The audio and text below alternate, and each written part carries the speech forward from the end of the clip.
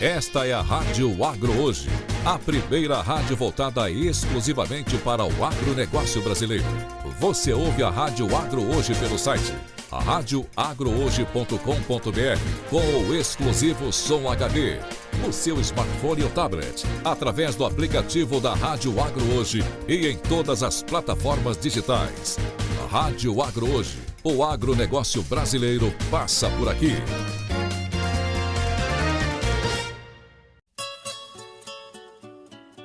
Está entrando no ar, na Varanda com o Vila. Aprendendo com quem já fez. Na apresentação, Francisco Vila. Olá, amigos da Rádio Agro Hoje. Sejam bem-vindos à nossa conversa na varanda, que cada sábado às 8 horas de manhã debate assuntos dos principais elos da cadeia produtiva dos alimentos. E quem perdeu a sessão pode acessar a gravação na plataforma do YouTube da Rádio Agro Hoje. E como vocês lembram, o seu lema é aprender com quem já fez. Por isso, convidamos sempre personalidades com experiências relevantes e que, naturalmente, estão dispostas a compartilhar as suas visões com os nossos ouvintes. Hoje nós temos um tema muito especial e uma pessoa que é um dos craques nesse tema, que é café. Porque café todos usam 2, 3, 5 vezes por dia. Então temos que abordar um pouco a questão do mercado e a questão dos costumes e vai ser bem interessante. Antes de começarmos a nossa conversa, eu vou fazer uma pequena introdução do Marcos Antônio Matos. Então, ele é formado em agronomia com pós-graduação em gestão e trabalhou há 8 anos como CEO da Secafé. Depois ele explica aqui que esse é o Brazilian Coffee Exporters Council. E depois, há 9 anos, ele é professor de agrobusiness na ESAC da USP. Ele é board member do COSAC também, Strategic Leader Driving the Growth and Success of Brazilian Coffee Export Industry. Agora nós temos que falar metade em inglês, porque ele está sempre viajando o mundo inteiro, né? Tá bom. Então, a primeira pergunta que eu gostaria de fazer é explicar um pouco quem é você, onde você nasceu, onde você cresceu, atividades da sua família, se era do campo, não era do campo, e aí você toca um pouco para frente e depois nós entramos no segundo bloco lá, que fala sobre o café, a sua visão global deste assunto muito importante para cada um de nós. Seja bem-vindo, Marcos, e agora the floor is yours para falar em francês, tá? Muito obrigado, Vila. Que satisfação estar com você e com todos que nos escutam. Bom, eu tenho a satisfação de ser filho de produtor rural, filho de português imigrante, lá no finzinho dos anos 50, uma época muito difícil, né, para Portugal, e que nós tivemos uma onda migratória muito significativa. O Brasil recebeu muitos desses portugueses, e meu pai tem aquela visão muito para frente. Ele já acreditava no agro, acreditava no alimento, na energia, que isso realmente, a bioenergia, ia ser um diferencial para a humanidade. Nós estamos falando de décadas e décadas atrás, um português que não tinha estudos, mas muita coragem e muita força para trabalhar. E aqui o Brasil deu as condições para ele se desenvolver. Eu nasci no interior de São Paulo, uma cidade chamada Ourinhos, e lá meu pai veio junto com meu tio, juntaram dinheiro para trazer a família, né? Meu avô, minha avó, já falecidos, minha tia, e eles conseguiram já desenvolver atividades no meio rural, comprando propriedades, tendo uma cerealista. Chegou a ser a segunda ou terceira maior arrecadação de impostos da cidade de Ourinhos. Mas eles, muito visionários, já nos anos 70, olharam para o Brasil Central, para o Brasil Norte, e foram para Rondônia, numa época realmente que não existia absolutamente nada, nem estradas, né? Nem estrada. Nem estradas, até hoje. Mas só uma perguntinha lá. Então, pelo perfil que você traçou, então a família naturalmente vem do norte de Portugal, e não do centro nem do sul, porque toda a gente que migrou para cá e fez sucesso, então são daquela região do norte. É verdade? Olha, a cidade do meu pai se chama São José das Matas. ela é perto de Castelo Branco. Você dizia que é difícil até de ver no mapa, viu, Vila? É. Só quem realmente é conhecedor de Portugal para achar lá no escondidinho E no eu mapa. conheço porque eu trabalhei 17 anos em Portugal. Olha só, Vila, aí você com Ah, certeza conhece muito bem, né? E olha, para ele ter tido essa visão lá nos anos 70, foi de muita coragem. Sofreu muito com malárias, né? Porque realmente quando você faz a ocupação, e você tem uma carência de infraestrutura muito grande, saúde nem se fala, né?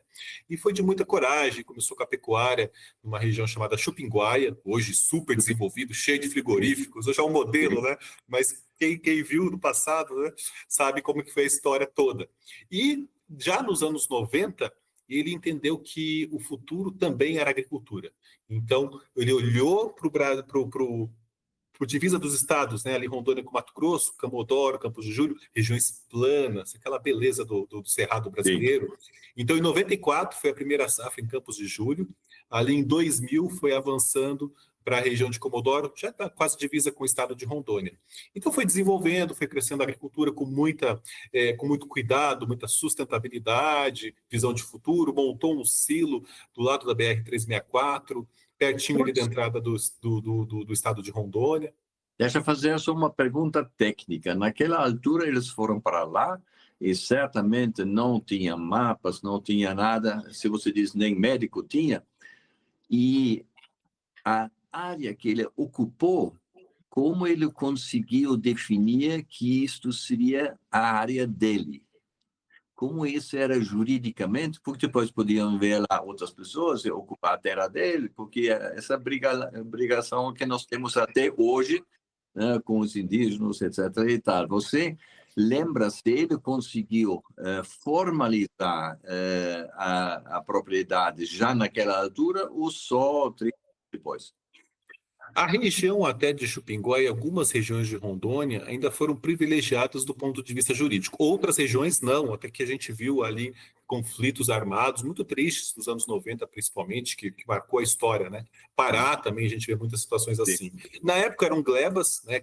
Parte da gleba curumbiara, e na época foram juntar grupos de produtores que realmente eram produtores rurais e poderiam desenvolver a agricultura e a pecuária na região. Então, no caso da minha família, a gente teve muita sorte de ter sido muito harmonizado esse processo. As fazendas estão muito bem consolidadas, né, tudo muito bem estruturadas, e o município, por causa disso, dessa segurança jurídica, evoluiu muito. O Chupinguaia foi se desenvolvendo. Quantos frigoríficos hoje já lá estão? Grandes nomes, né? Tem amigos nossos que participam desses fóruns também, COSAG, né? Carla Freitas, todos são vizinhos, todos trabalharam muito, né, pela região. Então, no nosso caso, ainda bem, nós tivemos uma história pacificada, e isso permitiu que a gente pudesse visualizar, continuar crescendo, e quem realmente trabalhou por tudo, né, foi o meu pai, tendo o meu irmão mais velho, Fernando Matos, né, como braço direito, e hoje o Fernando ainda é uma pessoa jovem, então ele realmente tem a energia, né? Meu pai já está com seus 83 anos. Você frequentou a escola onde? Eu estudei uma parte da minha vida em Ourinhos, que seria o meu antigo, antes do ensino médio, né? Aquela coisa da parte inicial da nossa vida. Estudei em Rondônia, colegial principalmente. Fiz faculdade na USP-Exalc, voltei, a gente fez algumas safras em família, numa época muito difícil, vocês vão se lembrar, né? A época dos preços da soja muito baixos, em 2004, ferrugem da soja, né? Peguei aquela fase mais difícil, que foi melhorar lá no finzinho de 2006 para 2007, as coisas foram voltar a melhorar. Depois tivemos a crise mundial, também foi outro susto, mas tivemos ali diferentes momentos, diferentes fases, mas graças a Deus com muito progresso. Com esse ambiente que você retratou, era óbvio que você ia estudar agronomia, né? Não precisava ninguém dizer para você estuda isso, mas você tinha outras vontades, por exemplo, engenharia civil, ou direito, ou medicina, ou você nunca teve nenhum problema?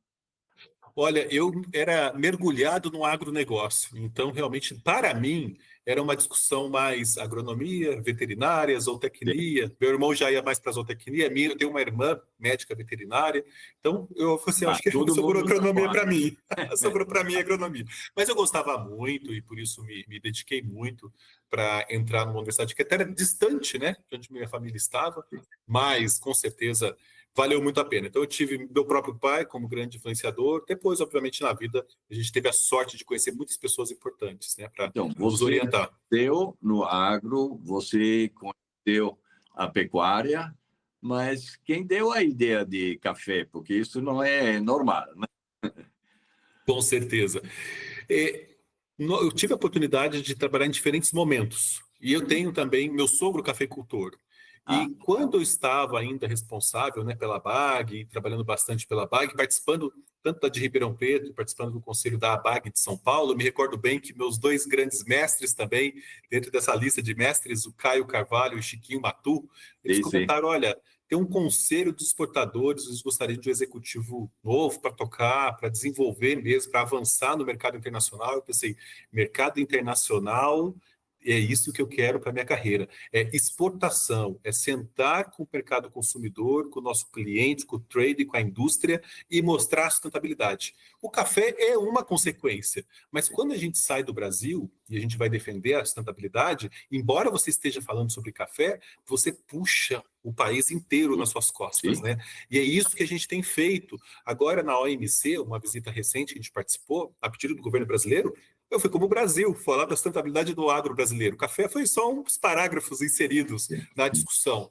Então, para mim, o que interessa é a gente parar de reclamar para nós mesmos, né? Abrir os jornais noticiários todo santo dia, assim, mas espera aí, o industrial, ele está ciente dessas discussões que a gente está tendo? O nosso comprador, o nosso cliente, e ele está preparado a explicar para o consumidor, seja europeu, norte-americano, como nós estamos nos vendo, como a gente se sente muitas vezes não compreendido, como nós temos trabalhado arduamente para ter esses níveis de qualidade e sustentabilidade. Então, eu tinha interesse pelo lado de estar na mesa de negociação. E foi aí que o Secafé foi um presente na minha E vida. também deve ser uma inteligência normal que você teve desse DNA, você na escola certamente, talvez até era melhor em português e história, geografia do que matemática e física, né? Porque o DNA que você apresenta aqui, que a gente pode reduzir da sua fala, então ela é em torno da comunicação. E ontem eu li uma coisa bem interessante de um pesquisador, Forbes, o nome, ele disse: nós estamos mudando do vertical para o horizontal. O vertical tinha o chefe, depois o filho, e depois essa linha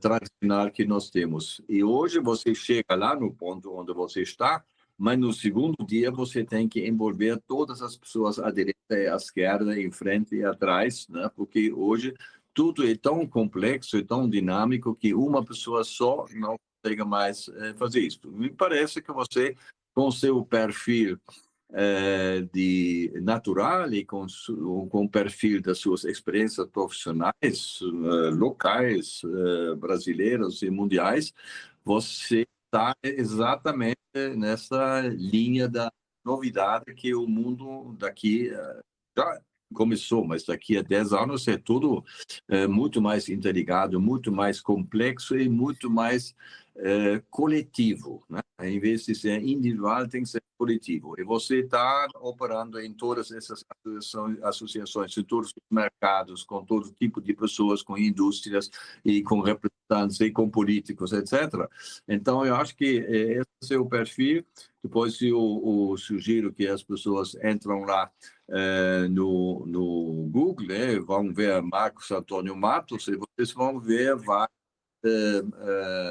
falas que ele fez. É bem interessante, nomeadamente para os jovens, para mostrar esse aqui é uma nova profissão que vai ser cada vez mais importante no futuro também, né? Agora vamos falar um pouco sobre o café. Explica lá. Então, quem são os 2, 3, 4 maiores produtores que na soma representam 80% da produção mundial? Ótimo, Vila. Bom, café, a gente tem que lembrar o seguinte: a gente tem os maiores produtores, eu vou até falar de uma forma mais genérica e vou desmembrar em 2 grandes grupos, porque isso é muito importante. De Sim. uma forma geral, Brasil, Vietnã e Colômbia são os absolutos no mercado como um todo. Mas a gente tem que lembrar que nós temos o café arábica, que a gente conhece muito bem, pelos parâmetros de qualidade, né, os cafés especiais, e temos os robustas, os canéforas, que pegam robusta e conilon. O Brasil tem os dois, e tem a mistura dos dois, né, os híbridos, toda uma mistura. Que a gente sempre falou a base do café solúvel, blend com arábica, e ultimamente, graças ao movimento brasileiro, nós estamos falando em qualidade, em pontuações para esses robustas. A arábica, que é regido ali os preços internacionais pela Bolsa de Nova York, nós temos Brasil, Colômbia, Etiópia e Honduras, nessa sequência dos 4 maiores. E para os canéferas, robusta, conilon, nós temos Vietnã, é o maior produtor mundial, bem colado com o Vietnã, Brasil, porque já está previsto que o Brasil vai Brasil ser é também. Espírito Santo, né? Espírito Santo é o maior produtor nacional de conilon. Nós temos Bahia, nós temos Rondônia crescendo, mas com certeza o líder é o nosso querido estado de Capixaba. Depois de Brasil, nós temos Indonésia, Uganda, e até Índia, porque estão muito próximos uns dos outros aí nessa terceira, quarta e quinta posição. E robusta é a Bolsa de Londres. Então, nós temos esses 2 mercados, 2 bolsas, 2 referências. Não e no caso de arábica, é Nova York, viu, Vila? Agora, então, o seguinte, se você for ver o consumo per capita dos 10 anos atrás, hoje e daqui a 10 anos. Isso é per capita. E depois total no mundo, porque parece que o chinês finalmente descobriu também o café. Se ele puxa lá para frente, então acaba com o Brasil, a gente nem vai ter mais café para nós. Então, como você está vendo essa evolução da demanda, hoje e daqui a 10 anos? Bom, olha, Vila, nos últimas 10 safras, com certeza nós crescemos entre quase 15 milhões de sacas, o consumo global do mundo. Claro que nós tivemos várias fases, a pandemia, nós tivemos retração em alguns mercados, ou não digo retração, andou de lado por muitos anos. E, por exemplo, a União Europeia, a Europa, né, foi um pouquinho mais devagar, desde 2018 até a presente safra, teve até uma redução de 0,5%, mas agora, a safra 23/24, ela já deu um aumento de 1,1%. Então, nós temos essa condição, que no caso do consumo mundial, Estados Unidos é o maior consumidor global e Brasil é o segundo maior consumidor global. Então, nós, além de maior produtor, maior exportador, somos o segundo maior consumidor de bebida. Se a gente tem um ranking dos 10 países produtores de café, né? O Brasil é o topo. A gente considera, tira o Brasil dessa análise, considera o consumo interno de todos esses países. Olha que vai ter países muito populosos aí, Índia, Indonésia. Sim. Pega o consumo interno de café. Todos eles juntos dão 63% do consumo interno do Brasil. O que mostra para a gente? Que os países produtores, em geral, não criaram a cultura da bebida do café ainda. O Brasil é o maior exemplo. E Sim. algumas coisas estão mudando, mas ainda nós temos espaços para aumento do consumo. E China? Então, você me explica o que aconteceu, ou se isso vai se repetir também em outros países. Nos anos 70, quando eu trabalhei aqui em Minas Gerais, a gente tomou 15 cafezinhos por dia. Agora eu tomo 2 e depois o coração já está batendo. Então, qual é a diferença? Então, se eu tomasse 15 por dia hoje, não ia chegar no dia seguinte. Então, houve uma transformação do café para o café de verdade, né? E por que as pessoas tomam o café? É uma coisa muito gostosa, sim, senhora. Mas depois, provavelmente, para acordar um pouco. Então, de manhã, depois do almoço, né? E, por exemplo, tem pessoas que não tomam mais café depois das 5 horas, porque senão não vão dormir, e outros tomam até às 11 horas. Como é que você vê essa coisa de consumo do café das pessoas? Eu vejo o café como o produto que se reinventou. Certos produtos que a gente bebe né, tradicionalmente, se você passar bem, poxa, é tudo do mesmo jeito, né? Você vai Sim. tomar um suco de laranja, é exatamente igual você fazia 10 anos atrás. Hoje a gente tem a figura das cafeterias, dos baristas, dos skill graders, as cápsulas, aí você tem o super coffee, né, com cafeína acumulada para quem quer treinar e quer ter, talvez, um coração tá mais disparado, né? Nós temos o café descafeinado, para aquele que quer tomar um cafezinho depois das 5 e não ter problema com sono. E a gente tem várias formas de ter o café descafeinado, desde da variedade que já te dá o café sem e processos químicos para retirar essa cafeína. Então, e nós estamos vendo a praticidade muitas vezes. A cápsula, você aperta um botão, está pronto, não faz sujeira nenhuma, e a máquina saiu da cozinha, foi para os escritórios, os hospitais, as universidades. Então, avançou onde você toma o café. E o fora do lar, que agora a gente está vendo essas cafeterias minimalistas, né? Só Sim. tem lá um balcãozão, você pega e já vai tomando, e vai embora, nem precisa, não tem nunca para você ficar. E isso na China é muito forte, esse movimento. Então, no mundo todo é muito forte. Então, nós temos várias formas. Aí vem a bebida gelada, que é muito forte. Para você ter uma ideia, nos Estados Unidos, faça chuva, faça sol, tempo quente, tempo frio, 25% do consumo de café no país inteiro, que é o maior consumidor global, são bebidas geladas. E você também tem o café como ingrediente. Aí você tem um café com whey protein, né, para quem treina e quer proteína a mais na dieta. Aí você tem essa bebida gelada com outros ingredientes. A China adora misturar com água de coco, com álcool, porque os chineses mais velhos também gostam de uma bebidinha ali mais para o fim do dia. Então, é um ingrediente que para eles fez muito sentido. Então, nós temos uma gama. E o ready to drink, a pessoa vai lá, pega, puxa e toma. É café arábica, é café conilon, é misturado, é café brasileiro, pronto para beber. E está cada vez mais forte nos supermercados essa linha também. Então, nós temos de tudo, Vila. Ainda bem que é assim. Sim, mas aí vem uma pergunta que eu sempre faço, mas ninguém tem uma resposta, mas você obrigatoriamente tem que ter a resposta científica. Por que eu só posso tomar café até 5 horas? O meu cunhado toma 2 cafés às 11 horas, o mesmo café que eu tomo às 5 horas. Que eu sempre falo para ele, para brigar com ele, eu sou um cara normal, porque o café é para acordar as pessoas. Se você toma às 11 horas 2 cafés, você não está normal, porque o café não está fazendo o trabalho pelo qual ele é pago. Então, como você tem alguma ideia por que as pessoas reagem de uma forma diferente ao café? Olha, Vila, tem estudos científicos, eu acompanhei vários congressos e os pesquisadores mostravam esses resultados. Cada ser humano tem uma sensibilidade para a cafeína.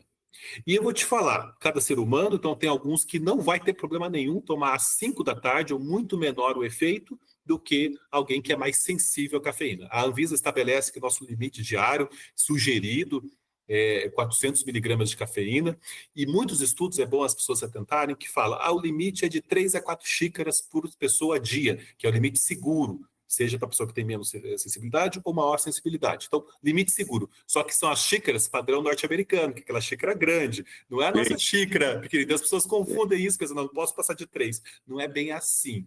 O que também a pesquisa indicou é que, mesmo as pessoas que não sentem o efeito da cafeína, ou pelo menos não têm a percepção de mudanças abruptas, vai ter um sono mais agitado se tomar à noite. Então, a pessoa não tem essa noção, mas se fizer um estudo certinho com ela de qualidade de sono, ela vai estar não vai ter aquele sono mais profundo que poderia ter. Então, por isso que o descafeinado entra na jogada e é uma estratégia muito boa para quem realmente quer ter um sono bom, profundo. As cápsulas, né, que você tem uma máquina que depois mistura as coisas bem feitas e dá para enganar bem.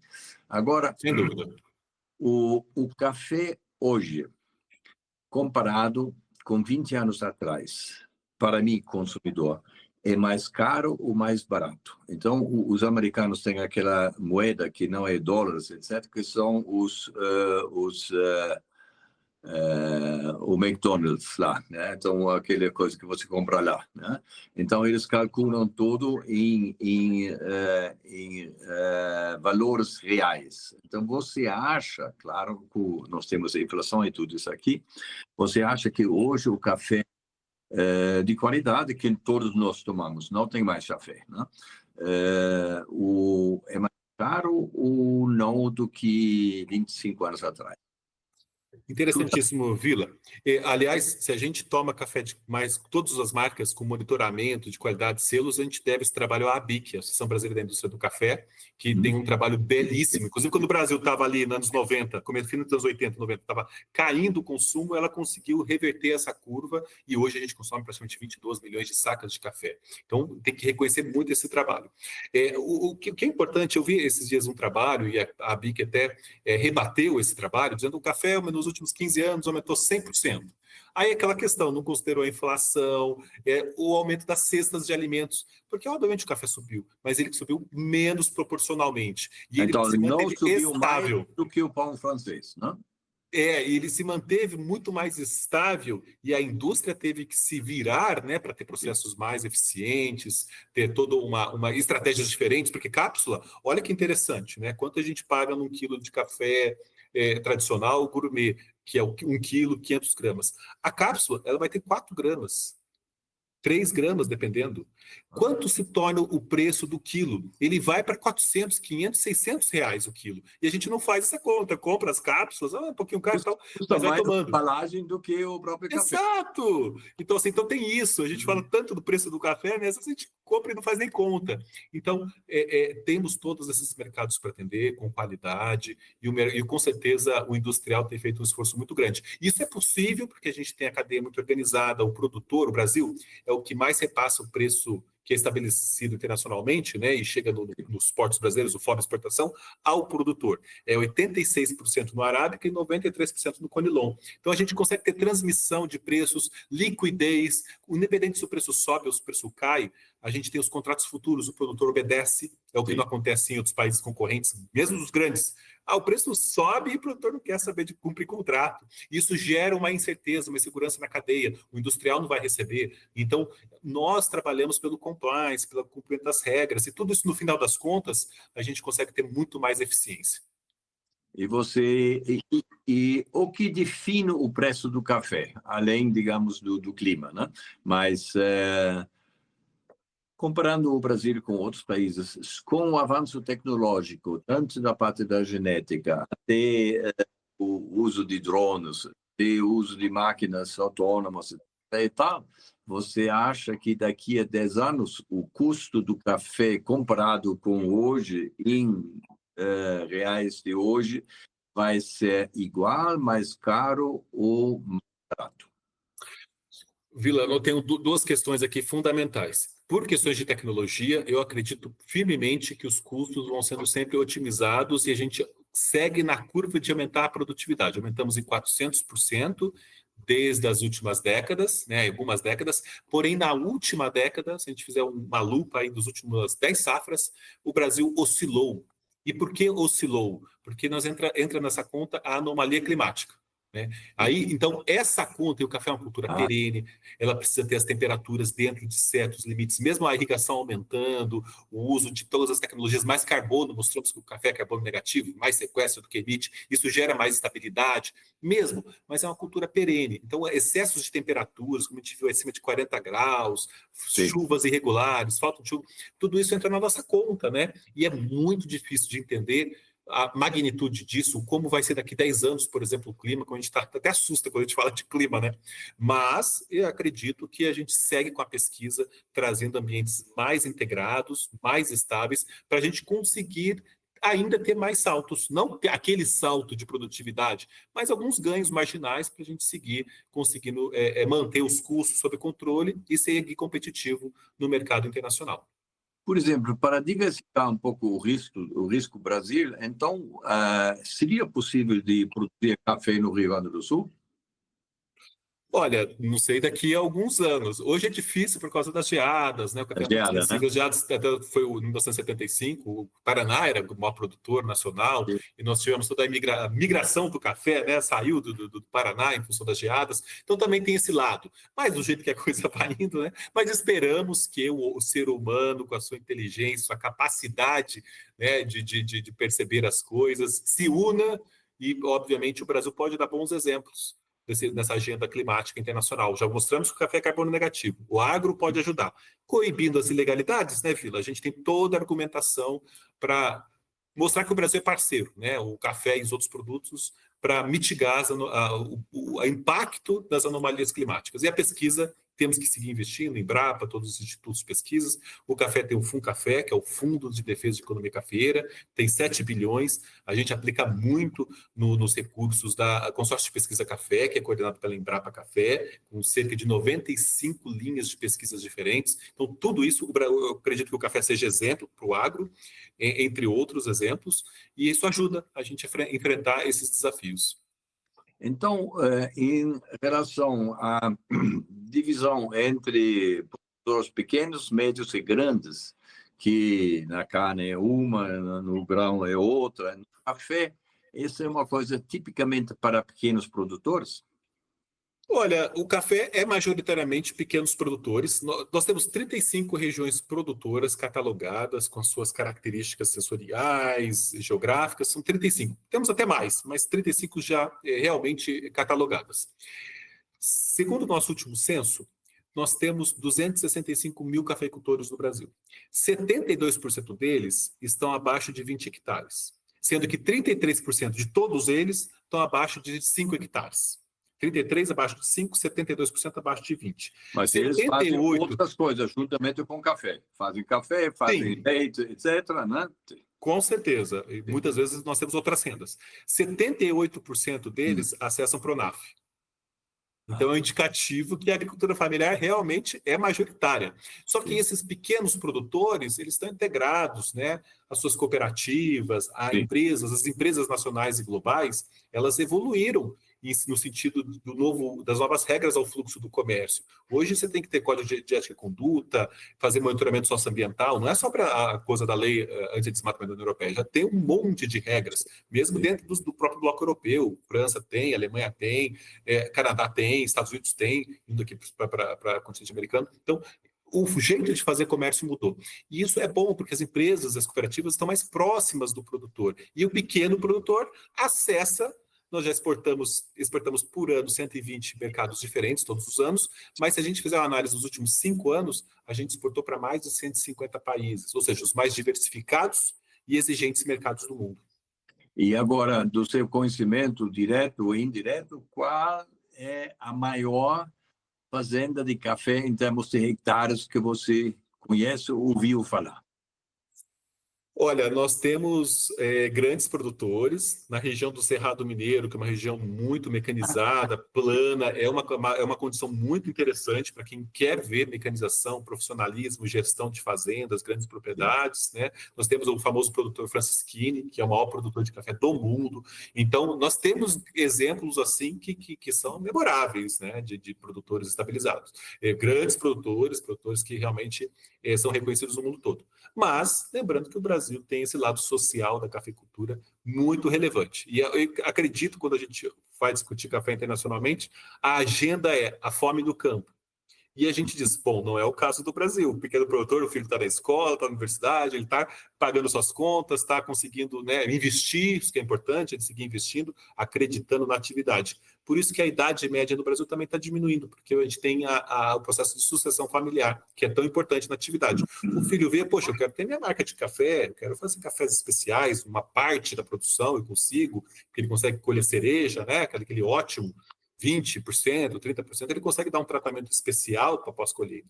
Então, há muitas oportunidades que os jovens se sentem convidados a desenvolver aquilo. Por isso que a gente tem idades mais baixas. Você tem países africanos que é acima de 60 anos, a idade média dos cafeicultores. Então, a realidade do Brasil é muito diferente dos outros 50 países produtores.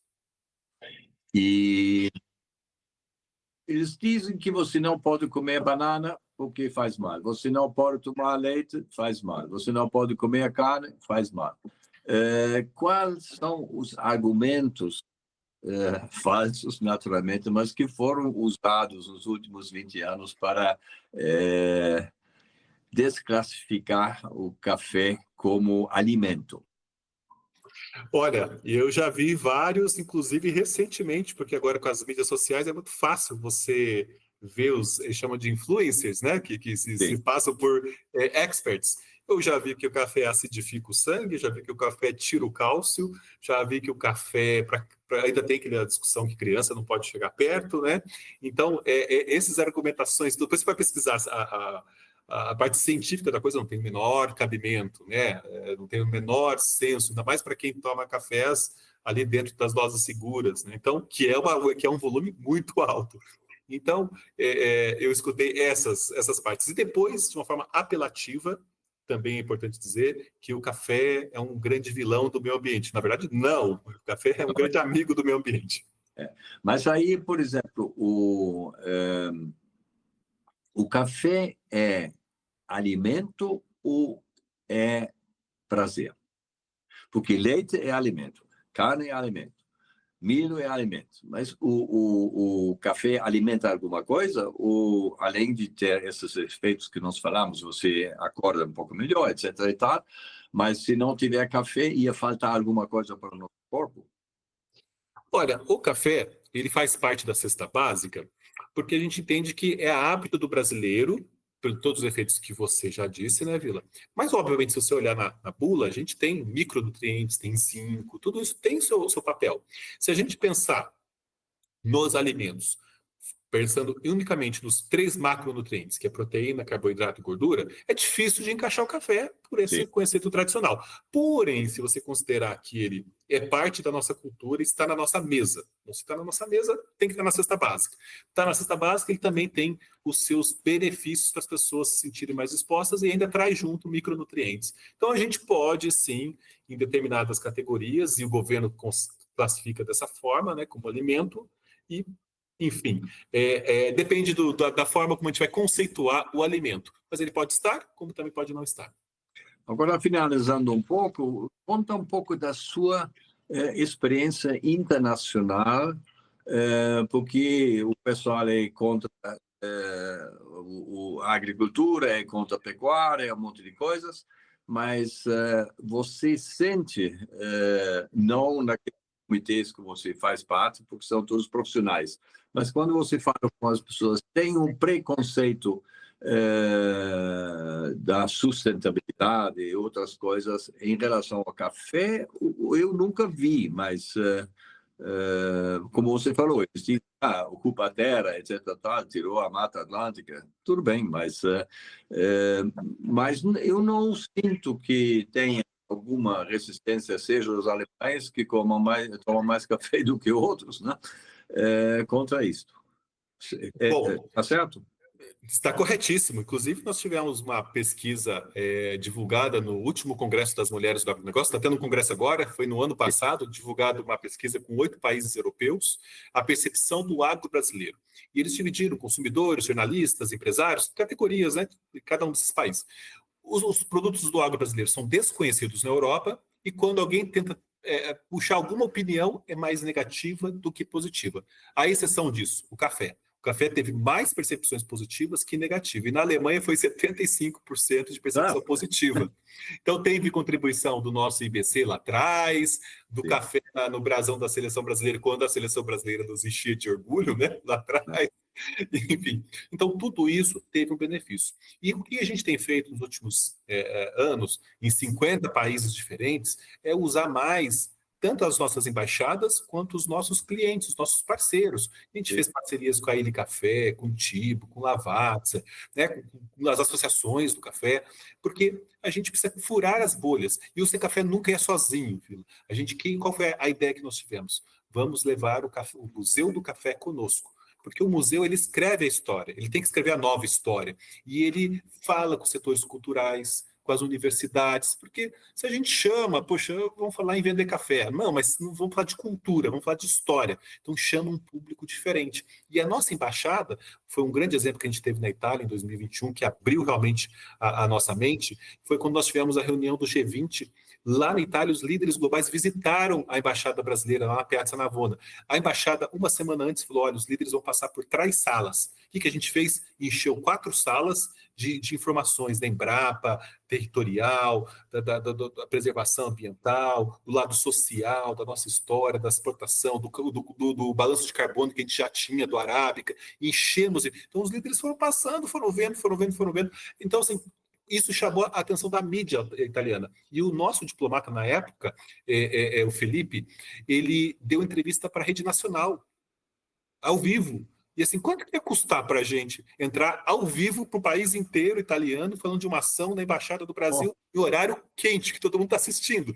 Então a gente tem que usar criatividade, furar as bolhas, fazer o nosso comprador, os nossos, uma Nestlé, uma JDE, nas suas próprias mídias, postar vídeos do Brasil, postar informações positivas sobre nós. O que a gente está fazendo na China, começamos com a Melware e Manner, eram 2 redes de cafeterias, agora com a Luckin Coffee, que tem a maior de todas. A China, aliás, passou os Estados Unidos em números de cafeterias, já deu 50 mil cafeterias. Então, a gente tem que criar a rede deles, e eles passavam na rede deles. Fizemos em 9 regiões metropolitanas, vindo o que a gente mandou de café para a China, containers, de graça, só para ficar fazendo a promoção. Semana dos Cafés do Brasil, e vídeo dos produtores falando: nós estamos felizes de saber que o nosso café está sendo apreciado do outro lado do mundo. Aqui está minha família, aqui está onde eu produzo. É isso que o consumidor quer. Ele quer ver pessoas, ele quer ver histórias. Falando da família. Família. Você tem quantos filhos? Eu tenho 3 filhos, 2 gêmeos, 2 meninos e uma menina. Então, 2,5. Agora, esses 2,5 tomaram o café pela primeira vez com que idade? Olha, o meu filho mais velho, dos gêmeos, né? Eles tomam desde muito novinhos. Obviamente, administrando a dose. Olha, essa xícara aqui é do meu filho Daniel. Olha o tamanho dela. Oh! Então, eu tenho... Café com leite, né? Oi? Isso. Com leite. Tá? Agora, exato. Porque eu lembro, quando eu era jovem, disseram que tem que ter no mínimo 10 anos para aguentar o café. Não sei se era preconceito ou se era porque era caro, né? Mas e quando você tomou a primeira vez um copo de vinho, você certamente não gostou. Eu hoje deve consumir 100 litros por ano, né? E essas coisas, o café, quando você toma ele como criança com 7 ou 8 anos, você experimenta lá, sem o leite, vamos dizer, né? Com leite aí já é uma leite disfarçada, né? Mas eles começam a gostar do café, que não é uma coisa muito gostosa, se você não está acostumado, né? A partir de que ano você acha? Olha, como eu te disse, eu tenho um filho que toma café, só café, desde muito cedo. Eu tenho um filho que diz que toma, mas não é uma paixão. Então, eu acho que cada um tem o seu time. Mas, segundo uma pesquisa feita pela National Coffee Association dos Estados Unidos, a partir dos 24, 25 anos, o consumo cresce. E 40, 45, ele até dá uma reforçada. Principalmente o consumo dentro de casa. Então isso significa que os pais não dão, porque acham que talvez pode fazer mal, e com 24, 25 anos ele compra. Sim, é bem provável que sim. Bem provável que sim. Então não tem que se preocupar, a geração nova não está tomando café. Essa é uma característica. A partir de certas idades, tendem a sair mais de casa, tomar fora de casa e em casa também. Muito bem, meu caro Marcos. Então, muito obrigado pelo ensinamento. E combinar um café junto, né? Claro que eu vou deixar a oportunidade para você para me convidar. Você vai lá comigo no melhor lugar do café em São Paulo, quando você passar por aqui. Talvez seria mais fácil tomar café com você em Nova York, em Xangai, mas se um dia vai passar para São Paulo, vamos marcar, tá bom? Vamos então, sim, Vila. Muito obrigado. Então, foi um grande prazer ter falado novamente com você. E um bom resto de dia para você. Tchau, tchau. Tchau, tchau. Muito obrigado, Vila. Obrigado. Aprendizado recíproco, hein? Recíproco. Tá. Obrigado. Tchau, tchau. Tchau, tchau. Conectando.